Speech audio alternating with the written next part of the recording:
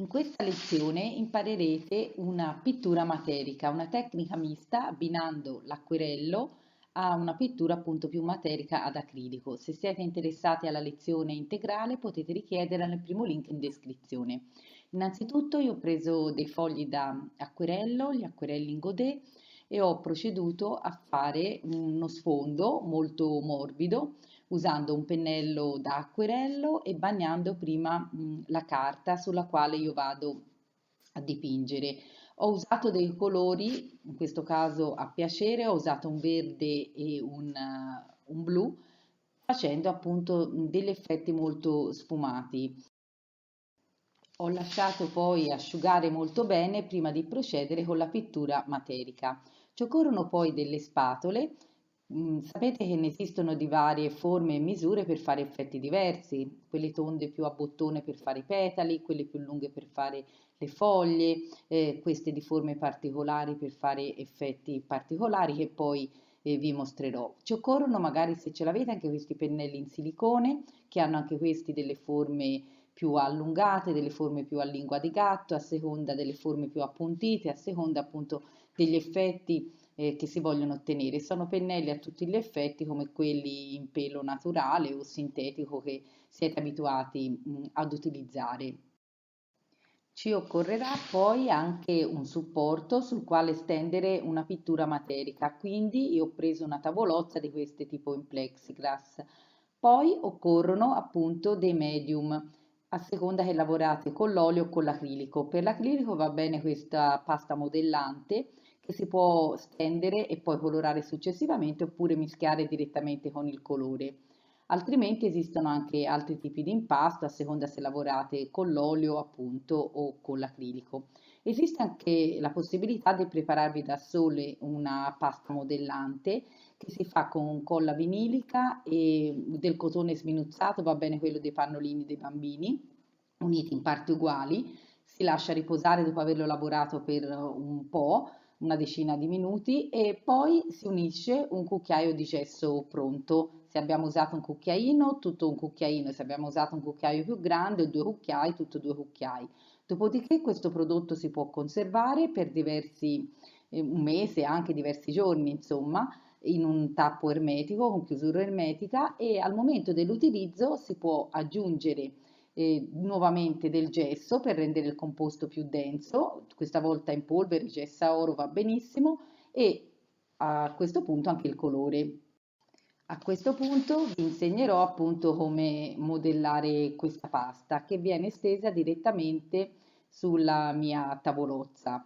Ne esistono di vari tipi in commercio, quello sta a voi un pochino scegliere. L'importante è che se usate una pittura acrilica dovete usare appunto un medium che sia adatto. Se usate l'olio, vi dicevo, vi serve il medio d'impasto.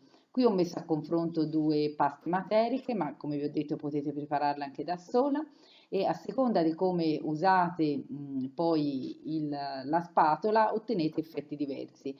Innanzitutto la prima cosa che faccio io è quella di combinarla con il colore.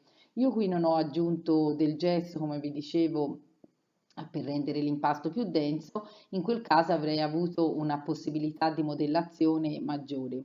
Ho steso un po' tutti i colori che poi possono essere combinati logicamente come si dipinge sempre con una tavolozza, no? Con i colori combinandoli tra di loro. Vi farò vedere come si lavora per esempio utilizzando in questo caso io vi faccio vedere per esempio con il colore arancio. Ho messo la pittura più materica e in base a come io posiziono sulla mia spatolina il colore posso decidere di farlo adagiare più da un lato o dall'altro creando uno spessore appunto su un bordo.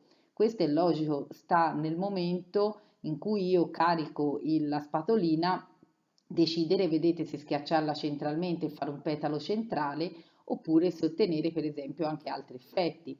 Per esempio si possono utilizzare anche delle spatoline o dei pennelli e comunque spatole di queste più allungate per poter fare effetti diversi, oppure questi pennelli, vedete, in cui io catturo il colore e poi posso fare effetti di petali diversi a seconda appunto della forma del pennellino che vado ad utilizzare. Gli effetti sono veramente tanti, con spatoline vi dicevo più lunghe si fanno ancora effetti tipo di gambi o effetti logicamente filiformi e che ora vi vado appunto a mostrare. Si può con il pennellino poi rimuovere il colore e tirarlo, stenderlo e con queste spatole tipo a punta si può andare a fare effetti, vedete, tipo filiformi che vi dicevo. Oppure si può strisciare il colore, può essere usata proprio come una spatola se lo usate di taglio, oppure questi con forme particolari sono molto interessanti per creare effetti diversi. Vedete in questo caso questi effetti davvero interessanti, per esempio per realizzare dei fiori oppure anche appunto delle striature su degli oggetti che andremo poi a dipingere.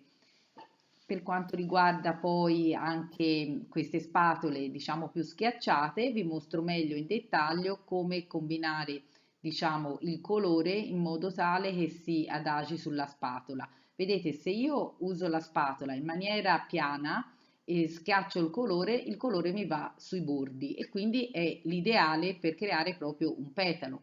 Viceversa, se io il colore, vedete, faccio in modo di catturarlo su un lato della spatola e poi vado ad applicarlo, vedete, lateralmente, schiacciando solo un bordo, ecco che il colore mi va a formare un petalo diverso a seconda di quello che poi andrò a realizzare. Può essere poi steso e graffiato anche il colore.